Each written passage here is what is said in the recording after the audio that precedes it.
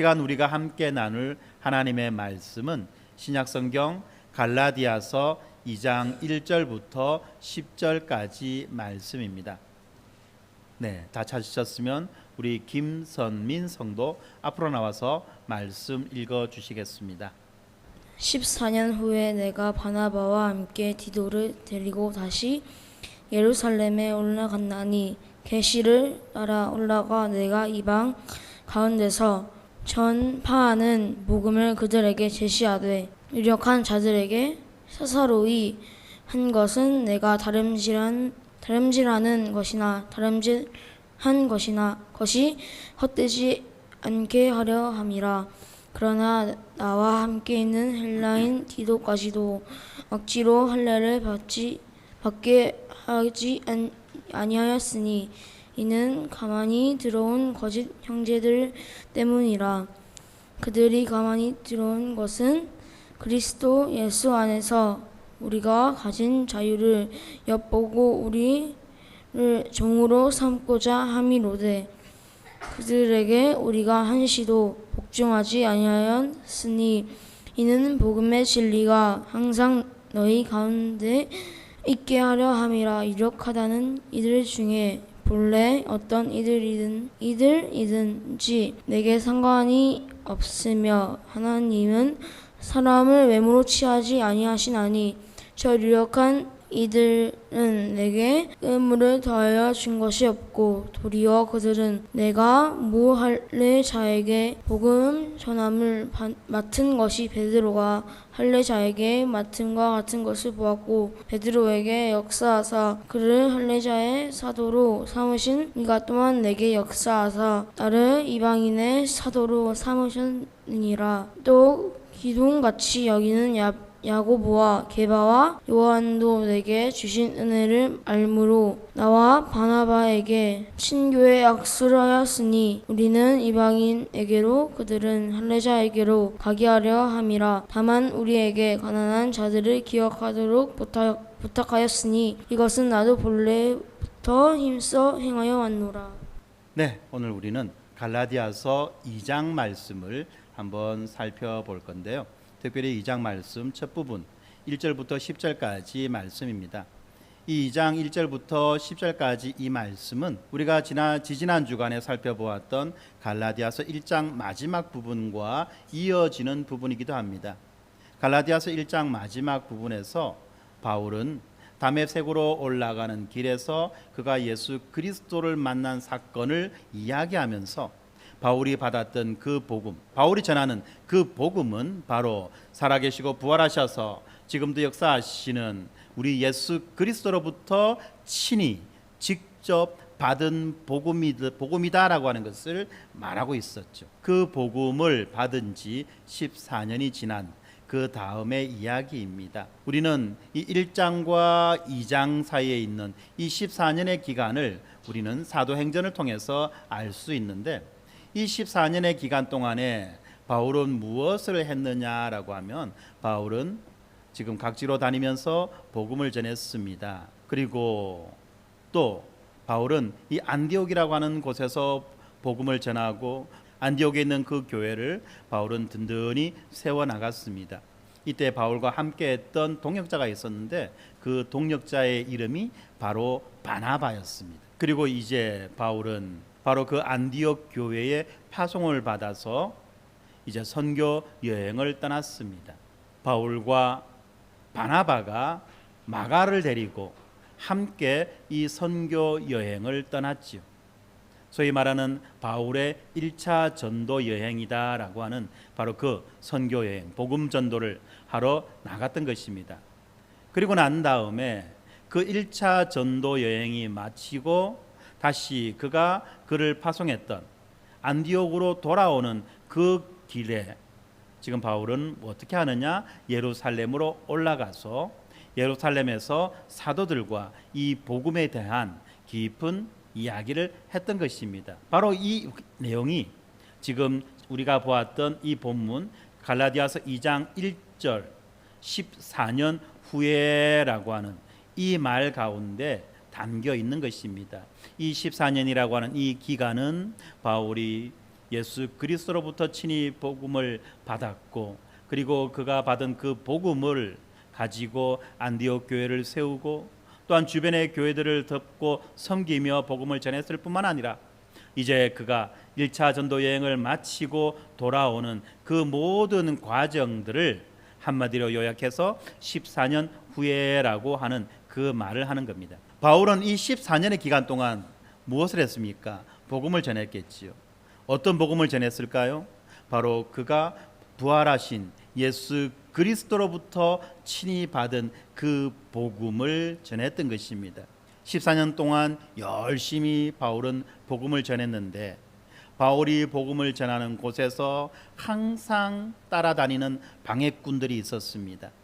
그 방해꾼들이 어떤 자들이냐 하면 바울이 전하는 그 복음을 핍박하고 회방하고 또 방해하는, 그리고 왜곡시키는 그러한 회방꾼들이었다는 것입니다. 바울은 뭐라고 말합니까? 오직 예수 그리스도를 믿는 믿음, 오직 예수를 그리스도로 믿는 그 믿음으로 사람이 구원을 받는다라고 전했습니다. 믿음이 중요하다. 믿음이 중요하다. 그러므로 우리가 갖고 있는 그 믿음이 도대체 어떤 믿음인지 확인하고 점검하고 또 확인하고 점검하자라고 바울은 그렇게 이야기했죠. 그리고 바울은 그것을 끊임없이, 그 믿음에 대해서 끊임없이 그가 만나는 사람들에게 전했습니다. 그런데 이 바울의 회방자들은 뭐라고 말합니까? 믿음이 중요한 건 알겠는데, 그런데 무엇이 있어야 된다? 행위가 있어야 된다. 믿음뿐만 아니라 믿음 옆에 또는 믿음 앞에 또는 믿음 위에 우리의 행위를 놓아야만 한다. 그 행위가 무엇냐? 바로 율법으로 요구되어지는 그러한 행위를 놓아야만 한다라고 말했습니다. 이렇게 율법이라고 하는 것을 가지고 이야기하니까 어떻게 보면 이것이 우리와는 아주 거리가 있는 말씀인 것처럼 느껴질 때도 있어요. 왜냐하면 우리는 태생적으로 이방인이고 우리는 한 번도 율법에 매여서 살아본 적도 없고 또 율법에 대해서 제대로 알고 있지도 못하기 때문에 사실 율법이라고 말하면 먼 나라의 이야기 같습니다. 그런데 유대인들에게 있어서 이 율법이라고 하는 것은 무엇입니까? 바로 그가 태어나고 자라고 살아가는 모든 삶의 토대가 되는 것이었어요. 어떻게 보면은 그가 살아서 숨쉬는 모든 환경이 바로 이 율법으로 구성되어져 있는 그런 환경이었다는 것입니다. 그런 환경 가운데에서 유대인들은 말합니다. 믿음이 중요하다는 건 나도 인정해. 그런데 그 믿음이야. 믿음뿐만이 아니라 그 율법도 있어야 돼 라고 말했다는 것입니다. 왜냐하면 이 유대인의 관점에서, 유대인의 생각에서는 율법은 뗄래야 뗄 수 없는 그러한 존재였기 때문에 그렇다는 것입니다. 마치 어떤 느낌이냐고 하면 우리가 개화기 때에 어떤 사건이 있었습니까? 단발령이라고 하는 사건이 있었어요. 갑오경장이 일어나고 갑신정변이 일어나면서 그 단발령이라고 하는 것이 내려지죠. 단발령이 뭡니까? 이발하라는 거예요. 그때 전국적으로 수많은 반발이 있었어요. 그때 사람들은 뭐라고 말했습니까? 내 머리카락을 자르려면 차라리 내 목을 쳐라. 너무나도 웃기는 이야기일 텐데, 그런데 그 당시에는 모든 사람들이 소위 말하는 배웠다라고 하는 모든 사람뿐만 아니라 이 땅에 살아가는 모든 사람들이 일제히 들고 일어나서 그 단발령에 반발했던 거예요. 그들은 뭐라고 말합니까? 신체 발부 수지 부모, 우리의 모든 머리카락부터 발끝까지, 머리끝부터 발끝까지 우리의 모든 것들은 부모님에게 받은 것이기 때문에 그 어느 것 하나라도 털끝만큼이라도 훼손해서는 안 된다. 이것이 사람의 도리다 라고 말했죠. 그러면서 내 머리를 자르려면 차라리 내 목을 쳐라 라고 말했고, 정말로 도끼를 들고 가서 왕 앞에 가서 그렇게 상소를 했던 그것이 바로 우리의 역사의 기록에 남아 있지 않습니까? 머리 하나 자르는 것도 이런 건데, 지금 바울이 전하는 복음은 어떤 복음입니까? 오직 예수를 주로 믿는 그 믿음만이 우리를 구원에 이르게 하는 것이다. 그 위에 그 어떤 것도 우리에게는 중요하지 않다라고 말을 할 때, 어떻게 보면 유대인들은 그야말로 자기들의 모든 것들이 부정당하는, 자기가 일생 동안 살아왔던 그 모든 삶의 과거들이 부정당하는 그러한 혼란과 혼동을 느꼈을 것이라는 겁니다. 바로 그러한 이유 때문에 유대인들은 끊임없이 바울이 복음을 전하는 지역마다 따라다니면서 그 복음은 거짓된 복음이다, 그 복음은 잘못된 복음이다 라고 그렇게 방해하고 회방하고 공격했던 것입니다. 바로 그 지점에서 바울은 지금 예루살렘으로 올라가고 있어요. 어떤 이러한 맥락을 우리가 알고 오늘 본문을 우리가 살펴볼 때에 이 오늘의 본문은 어떻습니까? 겉보기에는 우리가 모두가 다 알고 있는 것과 같은 평범한 내용이고 편안한 내용처럼 느껴집니다. 어떻게 보면은 바울의 자서전이나 간증문처럼 그렇게 보여집니다. 그런데 바울이 왜 지금 예루살렘으로 올라가는지, 그리고 도대체 거기에서 어떤 일이 벌어지는지를 우리가 안다면 우리가 보는 이 본문은 우리에게 아주 큰 긴장감과 너무나도 큰 감사함을 가져다 주는 본문이 된다는 것을 알 수 있습니다. 바울은 14년 후에 예루살렘으로 다시 올라갈 때 바나바와 함께 디도라고 하는 사람을 데리고 갑니다. 이 디도라고 하는 사람은 바울이 특별히 무엇라고 이야기하느냐 하면 헬라인이다 라고 말하고 있어요. 3절에 보면 나와 함께 있는 헬라인 디도, 그죠? 1절에 보면 내가 바나바와 함께 디도를 데리고 라고 말합니다. 이 헬라인 디도, 이 이방인 신자 디도를 데리고 예루살렘으로 올라갑니다. 그러면서 바울은 지금 자기가 예루살렘으로 올라가는 그 이유가 무엇 때문이냐? 바로 2절에서 이렇게 말합니다. 계시를 따라 지금 바울은 예루살렘으로 올라갑니다. 그리고 또 한 가지가 있지요. 내가 지금 현재 다름질을 하는 것이나 내가 그 14년 동안 다름질을 한 것이 헛되지 않게 하기 위해서다 라고 그렇게 말하고 있습니다. 헛되지 않게 하기 위해서. 무엇이? 바울이 지금 살아가고 있는 그 삶의 모습과 또 바울이 14년 동안 살아왔던 그 삶의 모습이 헛되지 않게 하기 위해서. 근데 여기서도 우리가 생각해야 되는 것이 있습니다. 지금 바울이 헛되지 않게 하기 위한 것은 자기의 인생을, 자기가 살아왔던 그 삶의 모든 결과들을 인정받고 싶다는 그런 마음이 아니에요. 만약에 그런 관점으로 우리가 이 본문을 본다면 그는 본문에 대한 상당히 심각한 왜곡입니다. 바울은 그 14년 동안 무엇을 했습니까? 예수 그리스도께서 친히 그에게 주신 그 복음, 바울이 그토록 격렬하게 다른 복음은 없나니 라고 말했던 그 복음을 전하는 그 시간이 그가 말하고 있는 이 14년 아닙니까? 바울은 지금 그가 전했던 복음, 그리고 지금 그가 전하는 그 복음이 헛된 복음이 되지 않도록 하기 위해서 예루살렘으로 올라가고 있다라고 그렇게 말하고 있는 것입니다. 그리고 이것은 하나님의 뜻이라는 거죠. 계시를 따라서 그가 올라가는 것입니다. 그런데 한편으로 보면 이 말 가운데 왠지 모를 그 초조함과 긴장됨이 우리가 느껴집니다. 원래 바울이라고 하는 사람은 어떻습니까? 너무나도 담대한 사람 아닙니까? 초조함이라는 것은 몰랐던 사람인 거예요. 전에 예수를 알기 전에 그는 과감히 교회를 박해했죠. 그리고 예수를 만난 이후에는 그것보다도 더욱더 담대하게 복음을 전했던 그런 사람입니다. 그런데 그런 바울이 지금 긴장하고 있고 또 지금 왠지 모르게 초조해하고 있습니다. 그래서 그는 지금 예루살렘으로 올라가는 거예요. 그가 예루살렘으로 올라가는 목적이 무엇입니까? 어떤 사람들이 이렇게 말합니다.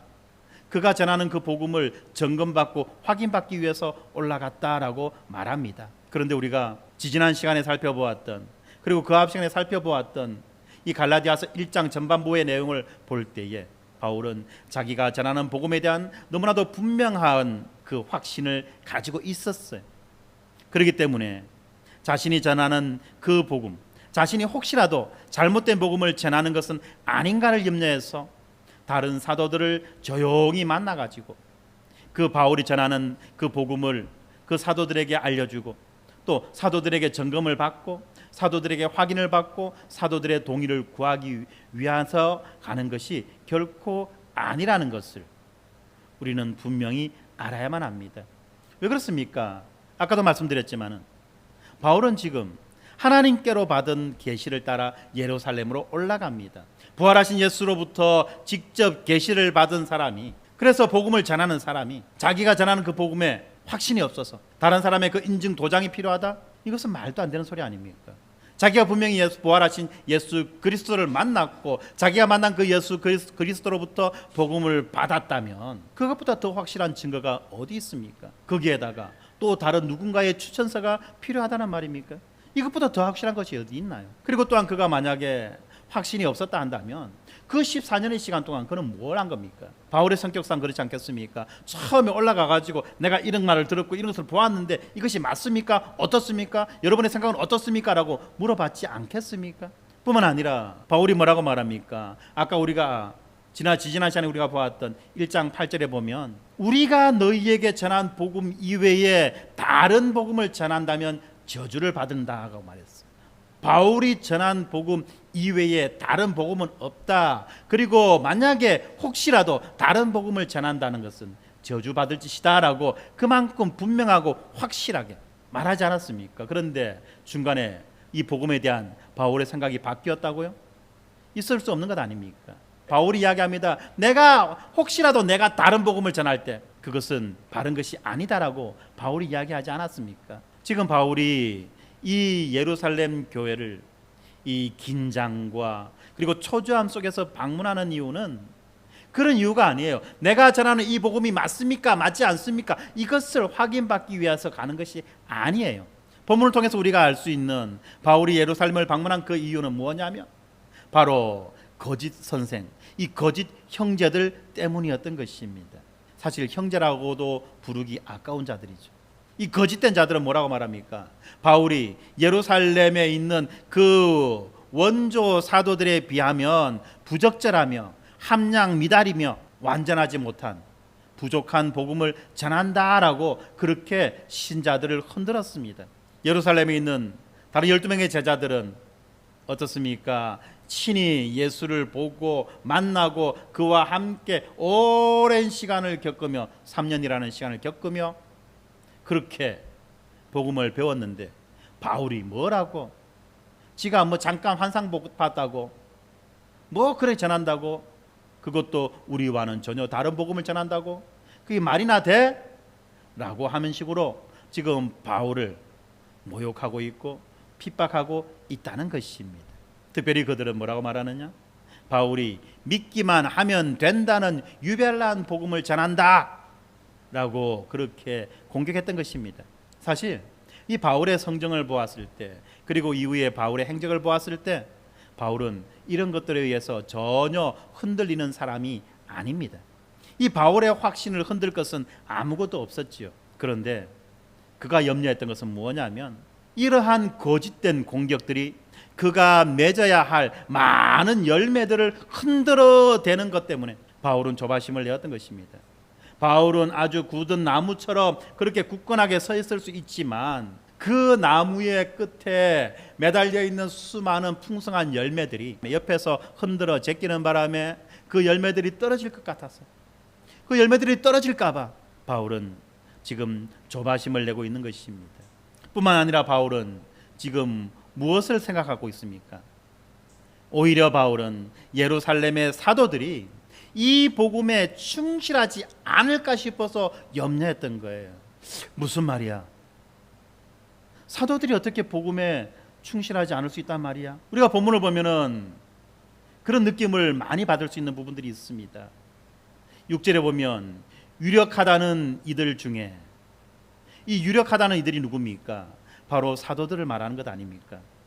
본래 어떤 이들이든지 내게 상관이 없으며 하나님은 사람을 외모로 취하지 아니하시나니 저 유력한 이들은 내게 의무를 더하여 준 것이 없고 라고 말하면서 이 사도들에 대해서 유력한 자다 라고 말하고 있습니다. 이 유력한 자다라고 하는 것은 무슨 말입니까? 권위가 있고 권세 있는 자다라는 것을 말하는데 지금 바울은 약간 덜 존중하고 그들을 조금 덜 인정하는 그런 뉘앙스로 지금 그렇게 이야기하고 있어요.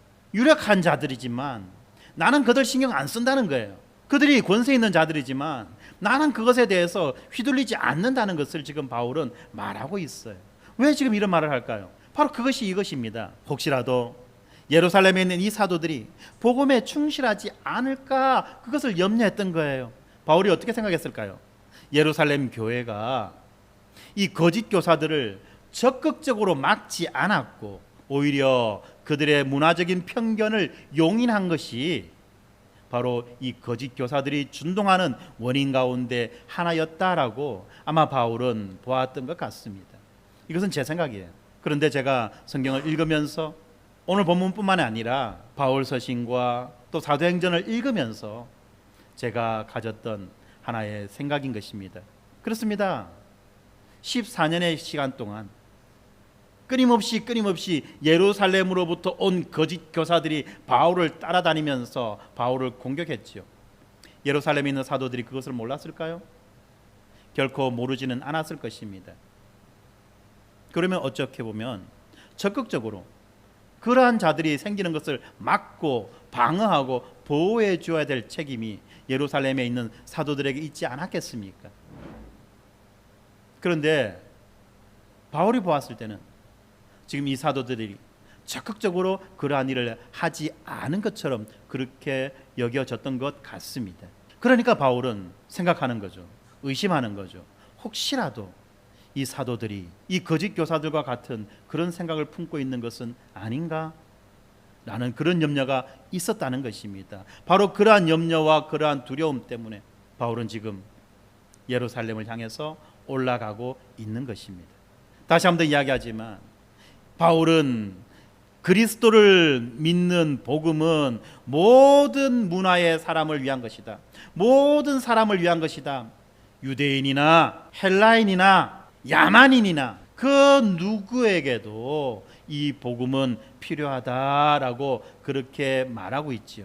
그런데 거짓 교사들은 뭐라고 말합니까? 이방인들도 그리스도인이 될 수 있지만 반드시 그리고 가급적 유대인의 관습을 따라야만 된다라고 그렇게 말하고 다녔던 것 아닙니까? 자, 그래서 바울은 예루살렘으로 올라가서 확인하는 거예요. 도대체 어떤 일인지, 어떻게 된 일인지. 그런데 만약 이때 예루살렘에 있는 사도들이 바울과 반대로 주장하는 편에 섰거나 혹은 이 바울과 반대되는 이 주장을, 바울의 적대적인 이 주장을 용인하는 그런 태도를 보였다고 한다면 아마 교회는 둘로 갈라졌을 거예요. 바울파 교회, 사도파 교회, 뭐 이렇게 안 나눠졌겠습니까? 뿐만 아니죠. 바울이 세운 이방의 교회들은 이 유대 교회들이 진정 그리스도를 믿고 있는지 그것을 의심했을 것이고, 또한 이 예루살렘에 있는 교회들은 바울에 의해서 세워진 교회들, 바울의 전하는 복음을 듣고 회심한 자들의 그 구원을 의심했을 것이라는 겁니다. 사실 이 예루살렘에 있는 사도들은 다른 종교에서 돌이킨 이방인들이 복음에 대해서 어떤 의미를 가지고 있는지를 자세히 들여다볼 기회가 없었습니다. 왜냐하면 그들은 예루살렘에 계속 머물러 있었고, 뿐만 아니라 예루살렘에는 온전히 유대인들로 구성된 그러한 교회가 있었죠. 물론 유대인들로 인해서 구성되었다 할지라도 그 가운데에는 다양한 유대인들이 있었습니다. 이 히브리 말을 할 줄 아는 유대인도 있었고, 이 히브리 말을 전혀 할 줄 모르는 그런 유대인들도 있었어요. 다양한 유대인들이 있었습니다. 그러나 그들은 어떻습니까? 유대 문화라고 하는 공통된 그 배경을 가지고 있는 자들이었습니다. 그런 사들 가운데 이 사도들은 사역했죠. 그러니까 이 사역 현장에서 순수한 이방인들을 마주칠 기회는 그렇게 많지 않았을 것입니다. 그러니까 이 이방인 신자로 살아가는데 복음이 어떤 의미인지는 제대로 파악하지 못할 우려들도 있을 수 있었다는 것입니다. 어떻게 보면 이런 겁니다. 이건 순수한 저의 뇌피셜입니다.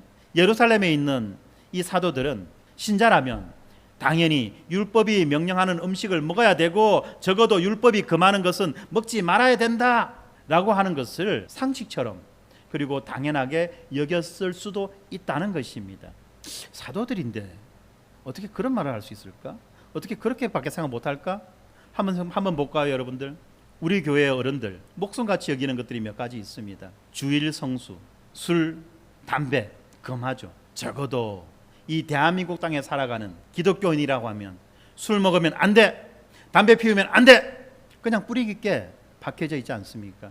그래서 어떤 사람이 교회 안에서 술을 먹었다, 에이그 예수 믿는다는 게 저 꼬라지가 뭐고, 담배 피웠다, 에이고, 그런 반응이 자동적으로 나온다는 거예요. 그런 반응이. 이게 제가 지금 이것이 옳다 그러다 이것에 대한 이야기를 하자는 게 아닙니다. 뭘 말하고 싶었냐면 그런 생각과 그런 반응이 자동으로 그냥 팍 나온다는 거예요. 다른 거 고려 안 해요. 그냥 나와요. 그냥.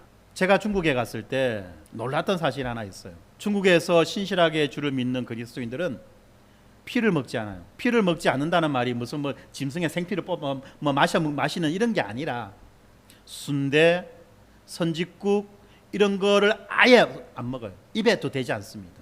순대국밥 먹으면요 완전히 이건 난리가 납니다. 순대국밥 먹어도 난리가 날 정도면 선짓국밥은 더 하겠죠. 뿐만 아닙니다. 뭐 이런 가습들도 있어요. 어떤 상가집에 갔다 왔을 때 귀신이 붙어왔다고, 심지어 또는 부정한 것을 묻혀왔다고 그들이 온몸을 다 틉니다. 그리고 축사하는 그 기도를 해요. 그리고 어떤 사람들은 밖에 갔다 들어오면은 집안에 들어가기 전에 자기 발에 붙어있는 모든 신발의 흙을 다 틉니다. 저는 처음에 그것이 무슨 유대인의 풍습을 따라서 그런가 라고 여겼는데 그것이 아니라 혹시라도 밖에 있는 어떤 그런 사악한 안 좋은 영적인 것들을 혹시라도 묻혀왔을까 싶어가지고 집에 들어가기 전에 다 털고 들어가는 그런 나름대로의 어떤 정결의식을 거행하는 거예요.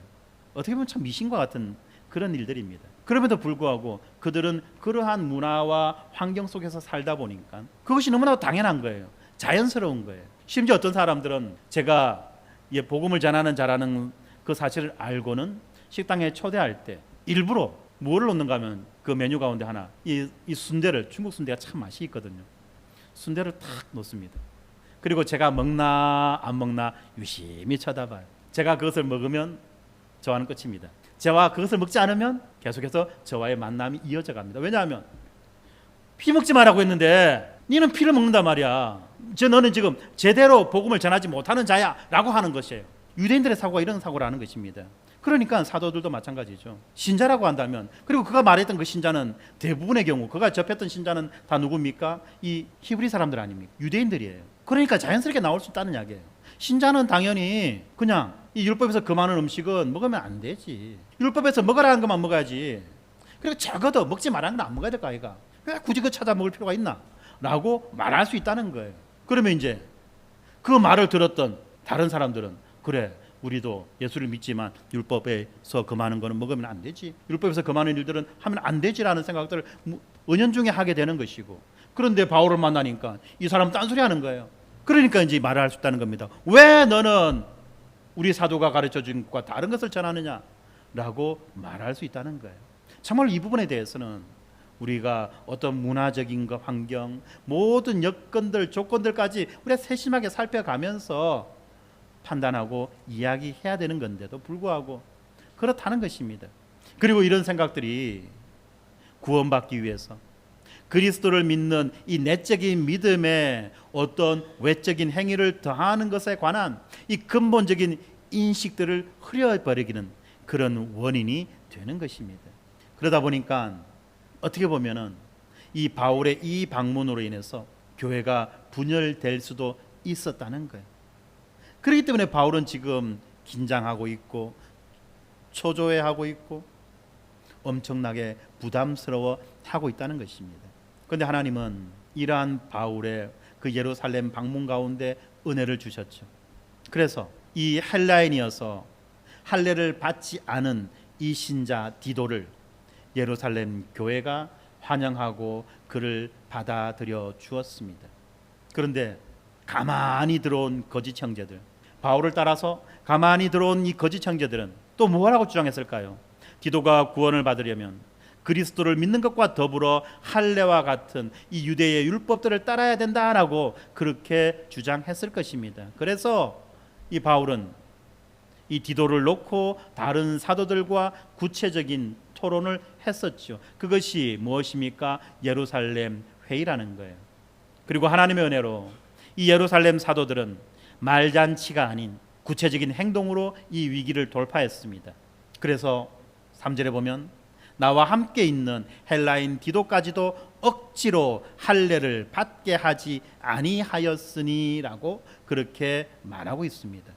다시 말하면 그 디도 이방인 신자에게는 굳이 유대인의 풍습과 관습을 요구하지 않는다는 거죠. 이것을 놓고 예루살렘에는 아주 치열하고 격렬한 논쟁이 있었어요. 논쟁이 있었다고 하는 것, 여러 가지 말들이 있었다고 하는 것은 어떻습니까? 그 가운데 일부는, 그 교회에 있는 일부는 율법을 지켜야 된다라고 말하는 이들이 있었다는 거예요. 그런데 이제 이 바울의 방문으로 인해서 이 모든 논쟁들, 이 모든 생각들이 하나로 묶여진 거죠. 정리된 거죠. 그것은 뭡니까? 복음의 핵심이 무엇냐는 거예요. 정말로 우리가 전하는 복음, 우리가 믿는 그 복음의 그 알맹이가 뭐냐는 거예요. 바로 그것을 밝히 드러내는 그 일이 바로 이 바울의 예루살렘 방문을 통해서 일어났던 것입니다. 그래서 바울은 이렇게 말합니다. 하나님은 사람을 외모로 취하지 아니하신다. 바울이 지금 이렇게 사람을 외모로 보지 않는다, 외모로 취하지 않는다는 이 말은 우리의 행동에 의해서, 우리의 행위에 의해서 하나님이 좌지우지되는 것이 아니라는 거예요. 하나님이 보시는 것이 무엇입니까? 하나님이 보시는 유일한 한 가지는 바로 그 사람 속에 있는 그 믿음이라는 거예요. 그 사람의 존재라는 거예요. 하나님은 사람의 그 믿음을 보시지 그 사람의 어떠한 행위를 보는 것이 아니라는 것입니다. 그리고 사실 우리의 행위는 어떻습니까? 나름 거룩한 행위, 나름 착한 행위, 나름 의로운 행위라고 말하지만 진짜로 거룩하나요? 진짜로 착하나요? 진짜로 그것이 의롭나요?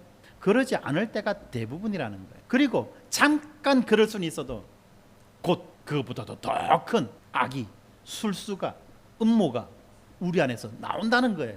그렇기 때문에 기독교는 그리스도 안에서 내가 누구인가 하는 것이 중요해요. 내가 그리스도를 위해서 무엇을 하는가, 이것은 중요하지 않은 거예요. 여러분들 이거 잘 아셔야 됩니다. 내가 주님을 위해서 무엇을 할까? 주님이 뭐라고 하신지 아십니까? 가만히 있어라, 좀 가만히 있어라, 내가 한다. 어머니가 주방에서 뭐가 바쁩니다. 조만한 애가 와가지고 엄마 내 뭐 도와드릴까요? 이거 나를까요? 저거 옮길까요? 이거 씻을까요? 할 때 엄마가 뭐랍니까? 저가 놀아라, 저가 좀 비키라, 저 있어라. 막 왜요? 이놈아, 이게 뭐 한다고 하는 게 다 보면 쏟거나 없거나 깨거나 그럴 수 있다는 겁니다. 그래서 좀 비키라. 니 가만히 있어라. 가만히 있는 게 도와주는 거다. 사실 우리가 하나님 앞에서 주를 위해서 무언가를 한다, 이것은 전혀 나를 의롭게도 만들지 않고 전혀 뭐가 되는 것이 아니라는 거예요. 먼저 이것을 우리가 알아야 됩니다. 중요한 건 뭐냐면 그리스도 안에서 내가 누구인가라고 하는 것, 이것을 알고 믿는 이 사실이 중요한 거예요. 내가 누구인가, 이것을 아는 것이 중요한 거예요. 그리고 이것을 믿는 것이 중요한 거예요. 내가 주를 위해서 뭘 할고, 이것이 아니라는 것을 알아야 됩니다. 그런데 사람들은 내가 어떤 존재인지는 잘 알려고 하지 않고 관심이 없어요. 먼저 내가 주를 위해서 뭘 할까, 이거 할까 저거 할까, 이것에 대한 관심이 있다는 거예요. 그게 아니에요. 제가 처음에 여러분들을 만났을 때 뭐를 하려고 하지 마시고 그냥 편안하게 누리시고 그냥 편안하게 쉬십시오라고 했던 것이 바로 이러한 맥락이 있어요. 우리는 항상 바쁘게 주를 위해서 이것도 하고 저것도 하고 교회를 위해서 이렇게 하고 저렇게 하고 하는 그런 삶을 살아왔습니다. 그래서 잠시도 쉬려고 하지 않아요. 그러다 보니까 정작 중요한 것을 놓쳐버립니다.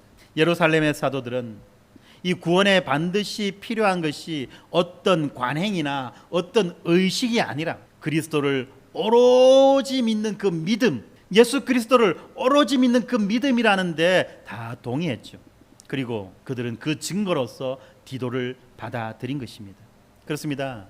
이 사건은 기독교 신앙이 무엇인지를 결정적으로 우리에게 보여주죠.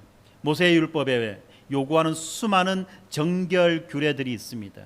모세의 율법에서 요구하는 수많은 정결 규례들은 거룩하신 하나님 앞에서 우리가 온전해지는 것이 얼마나 불가능한지를 보여주는 거예요. 자, 우리가 이 논리 순서를 잘 알아야 됩니다. 하나님이 우리에게 율법을 주셨을 때, 하나님이 처음에 우리에게 율법을 주셨을 때 표면적으로는 우리에게 지키라고 그 율법을 주신 것처럼 그렇게 보여졌죠.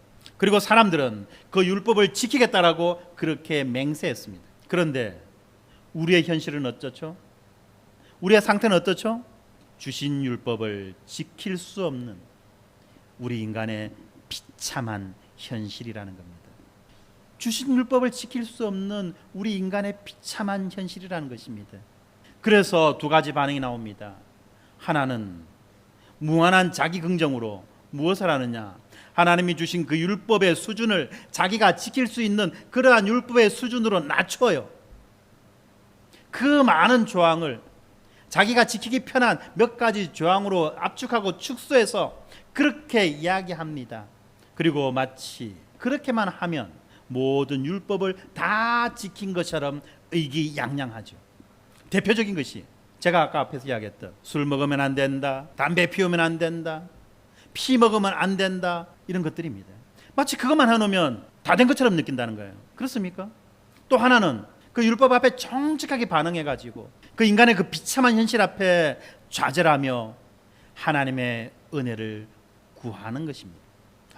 하나님이 나에게 주신 그 율법, 이 거룩하고 복된 이 율법, 나는 도무지 지킬 수 없는 존재입니다. 무능력합니다. 무식합니다. 율법을 지키려고 해도 지키지 못하고 심지어는 내 안에 율법을 지키기 원하는 그 열망과 소망조차도 없습니다라고 그렇게 좌절하며 하나님 앞에 은혜를 구하는 거예요. 참 인간은 웃기죠. 좌절하지 않으면 절대 은혜를 구하지 않아요. 인간이 좌절했을 때, 다시 말하면 인간이 자기 인생에서 가장 밑바닥을 칠 때 비로소 은혜가 보인다는 거예요. 그러지 않으면 정말 좋을 건데 그전에는 은혜를 은혜로 여기지 않고 마치 자기의 능력과 재주를 믿고 살아가는 자인 것처럼 그렇게 여겨지다가 밑바닥을 치는 그 순간 비로소 은혜가 보이는 거죠. 그러한 현실 앞에 좌절하면서 하나님의 은혜를 간구하는 그런 인간입니다. 이렇게 은혜를 구할 때 마침내 인간으로 오셔서 율법을 다 지키신, 그리고 율법을 완성하신 이 하나님의 은혜가 있지요. 그 은혜가 무엇입니까? 바로 우리에게 오신 예수 그리스도라는 사실입니다. 이 메커니즘을 우리가 놓쳐버리면 우리는 율법과 이 복음의 관계를 전혀 알지도 못할 뿐만 아니라 오히려 심각한 오해를 할 수 있습니다. 너무나도 중요하기 때문에 다시 한번 말씀드립니다. 하나님이 우리에게 율법을 주셨습니다. 그리고 그 주신 율법 앞에 인간은 지키겠다고, 지킬 수 있다고 그렇게 맹세했습니다. 그러나 인간의 비참한 현실은 결코 그 율법을 지킬 수가 없지요. 인간이 그 율법을 지킬 수 없게 되자 하는 두 가지 반응이 있습니다. 하나는 율법의 수준을 낮추고 율법의 조항을 축소하고 율법을 쉽게 만들어서 율법을 다 지켰다라고 하나님을 속이고 스스로를 속이는 인간이 하나 나옵니다. 구원받기 글렀죠. 구원의 기회를 스스로가 무너뜨려 버린 거예요. 그리고 또 한 인간은 어떻습니까? 그 지킬 수 없는 그 비참한 상황 속에 사는 그 현실 앞에 좌절하며 하나님의 은혜를 구하는 그런 인간이 있다는 겁니다. 그렇게 간절하게 하나님의 은혜를 구할 때 우리에게 인간으로 오셔서 율법을 다 지키시고 율법을 완성하신 하나님의 은혜가 있지요. 그 은혜가 바로 예수 그리스도라는 것입니다. 그렇기 때문에 율법이 아니라 오직 율법의 완성이신 예수 그리스도를 믿는 믿음으로 우리는 구원에 이르게 된다는 사실을 분명히 알아야만 하는 것입니다. 예수 그리스도가 율법의 완성인데 이미 100점 받았는데 뭘 하라고요? 무슨 시험 또 치라고요? 운전면허 따서 운전면허 합격했잖아요. 그런데 무슨 면허 시험 또 치라고요? 말도 안 되는 소리 아닙니까? 그런데 이 말도 안 되는 짓들을 이 거짓 형제는 가르치고 있는 겁니다. 그러면서 말합니다. 이 규례들을 엄격하게 따르는 자는 더 정결해질 것이고 하나님께 받아들여질 수 있다. 그것도 1등급으로. 이 규례들을 엄격하게 따르는 자는 더 정결해지고 하나님께 1등급으로 받아들여질 수 있다. 하나님께 받아들여지는 것이 무슨 1등급, 2등급, 3등급 거기 등급 나눕니까? 네? 그런 것이 어디 있어요?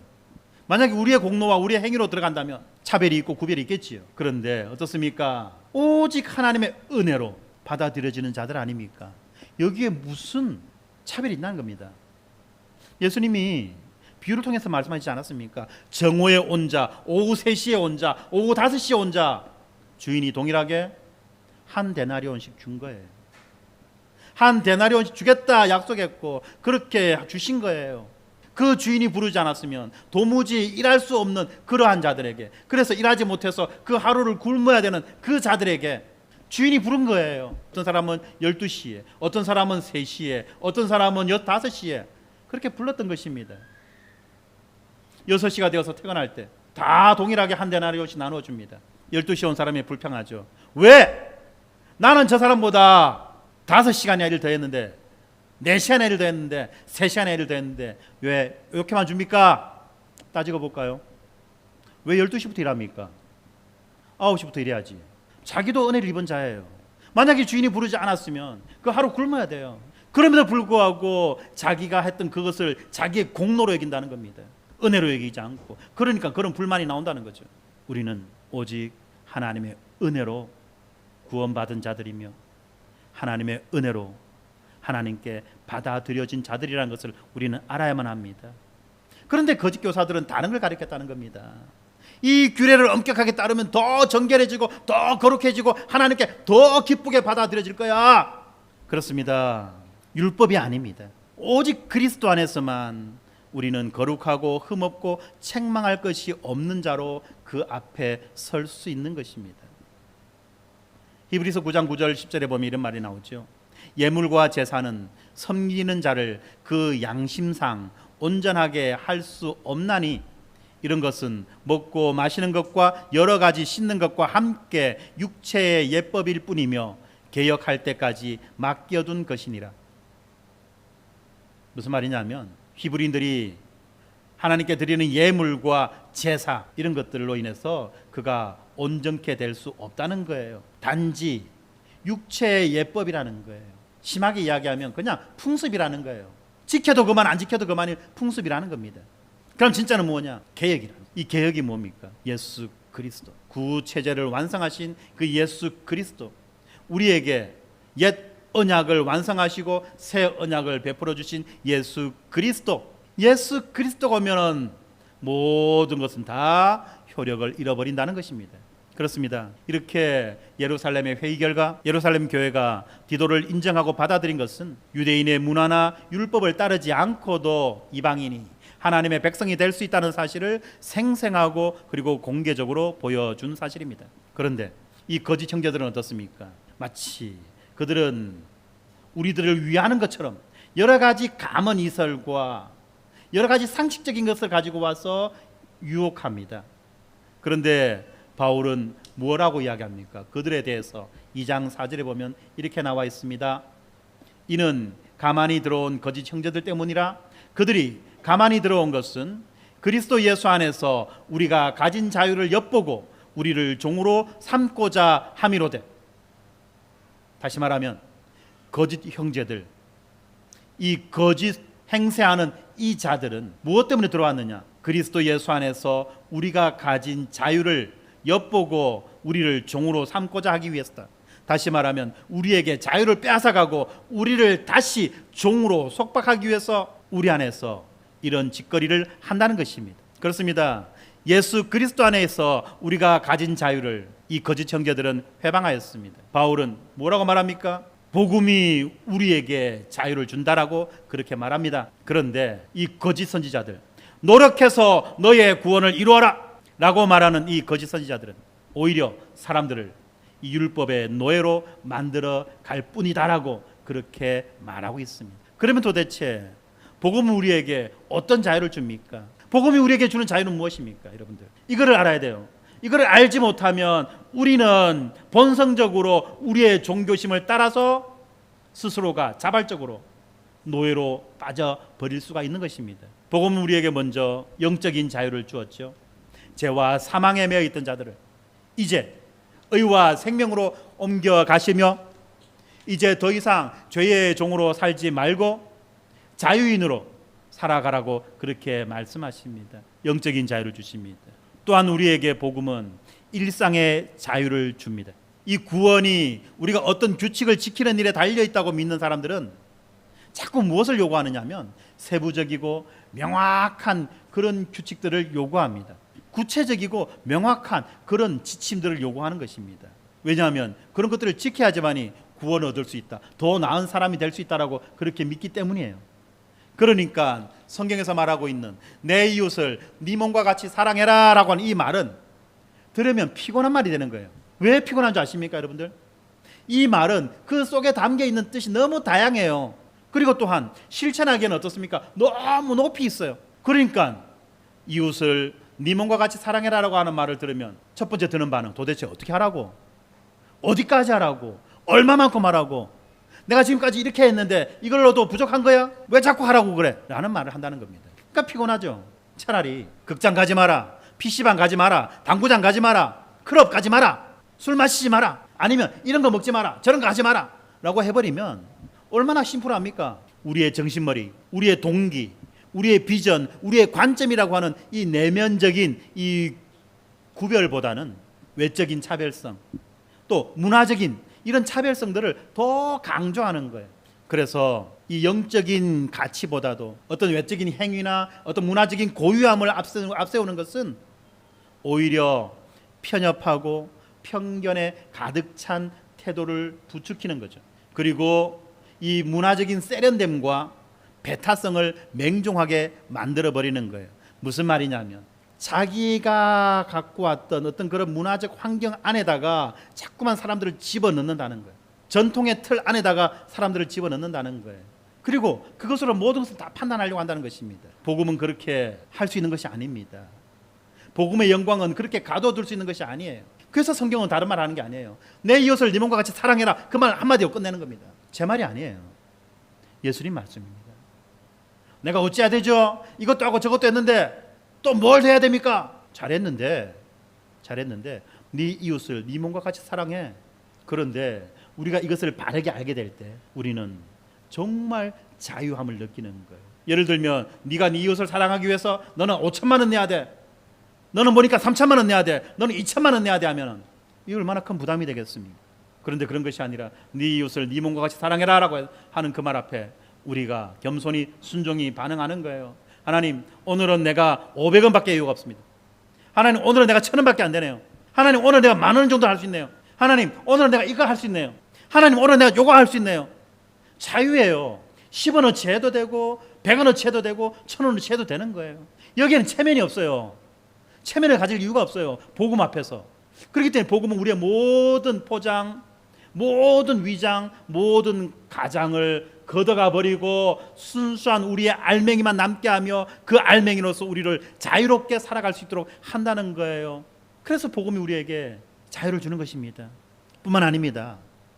복음은 우리에게 정서적인 자유를 줍니다. 특별히 하나님과의 관계가 도덕적이고 이 종교적인 행위에 달려있다고 그 믿는 사람들은요, 끊임없는 죄책감과 불안감에서 헤어날 수 없어요. 율법의 수준을 낮추고 축소시켜가지고 다 지켰다라고 그렇게 떠들고 있는 그런 사람들조차도 스스로를 냉정하게 돌아볼 때 내가 제대로 하고 있는 건 맞나? 이거 갖고 되겠나? 이런 생각이 든다는 거예요. 끊임없이 불안합니다. 끊임없는 죄책감이 듭니다. 나를 보면 내가 도저히 안 되는데. 그리고 또 이런 말 가지고 또 이런 내용을 가지고 사람들을 협박합니다. 너 그따구로 살면 하나님이 너 쳐 두드리 맞고 올래. 이런 식으로 위협합니다. 물론 그런 말을 들을 때 정신이 번쩍 들죠. 그러나 여전히 또 오줌 분별 못하는 그런 상태라는 것을 알아야 돼요. 뿐만 아닙니다. 정반대에 있는 것, 영적인 불감증도 문제예요. 자기가 어떤 상황 속에 있는지 알지 못하는 거예요. 그냥 교회 속에 있다고 해서 모든 것이 안전하지 않잖아요. 믿지도 않으면서, 믿음이 없으면서도, 믿음이 뭔지도 모르면서 그냥 교회 출석했다고 그냥 자동방으로 구원받는 거 아니잖아요. 어떤 유명하고 큰 교회에 그런 라벨이 나의 구원을 보증해 주는 거 아니잖아요. 내가 어떤 큰 교회 교인이야, 집사야, 웃자라고. 그래서 그것이 나의 구원을 보증해 주는 거 아니잖아요. 구원받길 바라는 그러한 두려움과 불안함으로 우리가 순종하는 것이 아니지요. 이미 그리스도 안에서 구원받았음을 우리는 자유와 안전 가운데서 확인하고 순종하는 거예요. 예, 우리는 구원받은 자 아닙니까? 어떻게? 믿음으로. 우리는 예수 그리스도를 주와 그리스도로 믿는 그 믿음으로 구원받은 자예요. 그래서 우리의 받은 이 구원이 은혜로 주어진 것이며, 또한 우리에게 주어진 이 구원은 그 누구도 앗아갈 수 없는 거예요. 심지어는 나의 죄성마저도 그 구원에 대해서 어찌하지 못한다는 거예요. 그래서 우리는 우리가 받은 이 구원을 잃어버릴까 염려하고 두려워하고 뜰 것이 아니라, 내가 받은 이 구원이 어떠한 은혜로운 구원인지를 알고 그 구원에 감격하며 감사하는 삶을 살아가는 것이 마땅한 거예요. 그리고 그러한 감격과 감사 속에 드러나는 모든 순종의 행위는 하나님이 기쁘게 받으시는 삶의 제사가 되는 것입니다. 그렇게 안 해도 괜찮다고 했죠.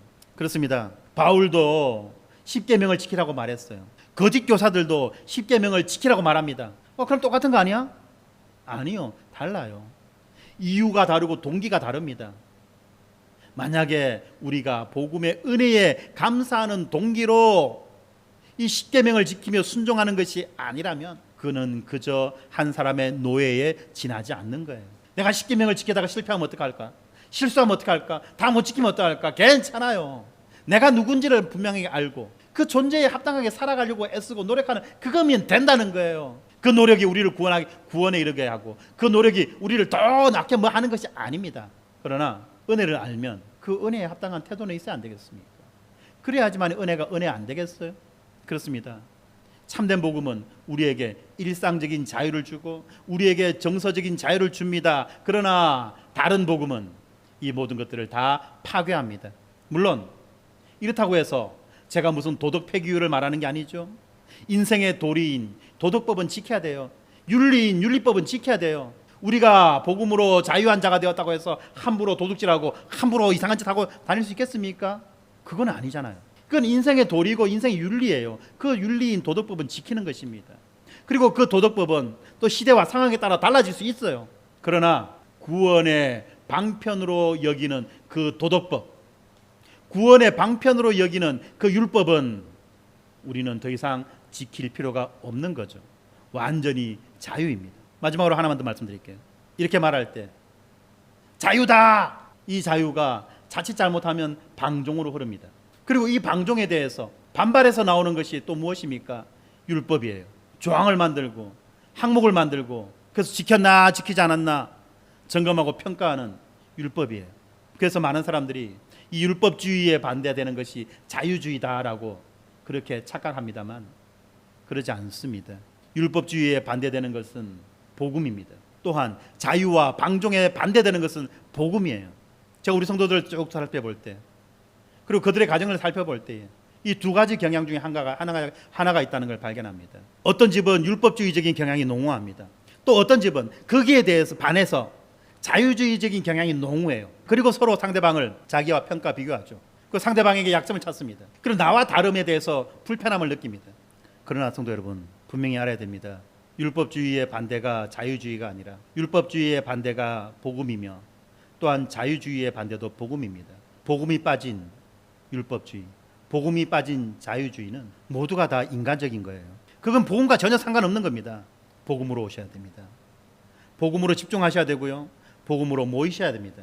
제가 율법에 대한 이야기를 하며 율법주의가 잘못되었다라고 이야기하며 구체적으로 무엇이 율법주의인지에 대한 이야기를 할 때 그래 우리 교회는 지금까지 너무 율법주의적인 경향이 있었지 우린 좀 더 자유로워져야 돼가 아니에요. 여러분 좀 더 자유로워져야 돼가 아니라 우리는 좀 더 복음으로 가야 돼요. 복음으로 가야 됩니다. 복음이 답입니다. 제가 자유로워하자고 자유주의로 가라고 제가 지금 이런 이야기 하는 게 아니었어요. 복음을 이야기하기 위해서였어요. 또 언젠가 한 번 더 기회가 되면 이 자유주의의 폐해도 제가 여러분들에게 말씀드릴 것입니다. 그것이 얼마나 비성경적인지를 제가 말씀드릴게요. 뿐만 아니라 이 복음이 우리에게 주는 자유는 윤리적인 도덕법과 구원의 방편으로서의 도덕법을 구분해야만 하는 것입니다.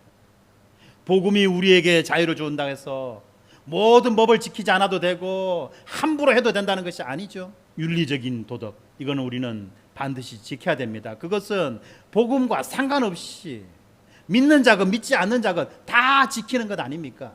물론 그 지킴의 동기와 목적이 다르죠. 그러나 구원의 방편으로서의 도덕법은, 구원의 방편으로서의 율법은 그 어느 것 하나 우리는 건드려서는 안 되고 주장해서도 안 됩니다. 네가 이렇게 하면 하나님이 너를 더 기뻐 받으실 거야. 네가 이렇게 하면 하나님이 너를 더 좋아하실 거야. 아니에요. 안 해도 좋아해요. 하나님의 사랑을 받고 귀여움을 얻기 위해서 무언지 하려고 하지 마세요. 오히려 그것이 다른 형제를 상하게 하고 교회에 분란을 일으키고 분열을 일으키는 그런 일이 된다는 걸 여러분 아셔야 됩니다. 왜냐하면 그것은 곧 나의 공로로 직결되기 때문에 그래요. 해도 기뻐하고 안 해도 기뻐해요. 목사님 그거 어떻게 알아요? 제가 여러분들에게 말씀드렸잖아요. 우리가 하나님과 원수되었을 때 하나님은 이미 우리를 사랑하셔서 자기의 모든 것을 다 주셨어요. 원수되었을 때 우리를 사랑하셨고 자기의 모든 것 다 주셨어요. 아들마저 주셨어요. 아들마저 자기의 생명을 우리에게 주신 거예요. 그런데 이제 복음을 알고 복음을 믿고 예수를 주라고 고백하고 그리스도라고 그렇게 고백하는데 얼마나 이쁘겠어요. 더 이뻐할 수 있나요? 이미 100점 맞았는데. 그래서 그렇게 살아가라는 것입니다. 믿음으로 살아가라는 거예요. 내 이웃을 네 몸과 같이 사랑하며 살아가라는 겁니다. 어떻게 해야 돼요? 형편되는 대로, 생각나는 대로, 마음 닿는 대로. 내가 체면이 있지 쪽팔리게 어떻게 이렇게 합니까? 아니요, 상관없어요.